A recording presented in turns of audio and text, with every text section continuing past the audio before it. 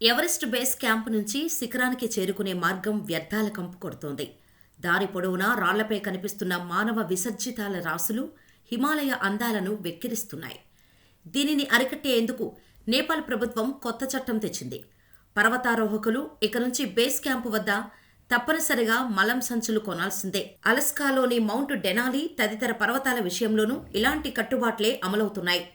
వ్యర్థాల నిర్వహణ కోసం పర్వతారోహకులు, షెర్పాలు, ఇతర సహాయక సిబ్బందికి ఒక్కొక్కరికి 2 బ్యాగ్స్ ఇస్తారు. వాటిని వాడింది, లేనిది వారి తిరుగు పయనంలో తనిఖీ చేస్తారు. ఇందుకోసం నేపాల్ 8,000 సంచుల్ని అమెరికా నుంచి తెప్పిస్తోంది. సంచుల్లోని రసాయన పదార్థాలు శారీరక వ్యర్థాలను గట్టిపరిచి వాటి దుర్వాసనను తగ్గిస్తాయి.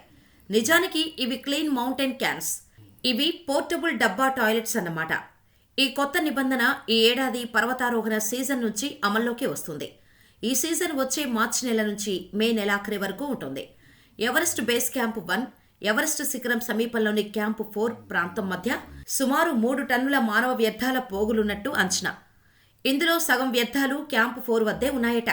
తమకు ఇచ్చిన మలం సంచుల్ని పర్వతారోహకులు తిరిగి తెస్తారా, లేక పర్వతంపైనే పడేసి వస్తారా అనే సందేహాలు కూడా వ్యక్తమవుతున్నాయి.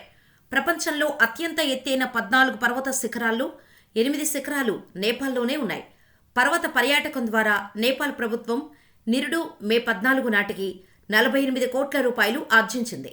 ఒక్క ఎవరెస్ట్ పర్వతమే 41 కోట్లు సంపాదించి పెట్టింది.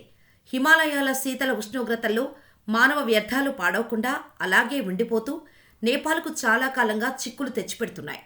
మరోవైపు ఏటేటా పర్వతారోహకుల ట్రాఫిక్ పెరుగుతోంది. కొత్త నిబంధనతో ఈ సమస్యకు దాదాపు చెక్ పడినట్టే.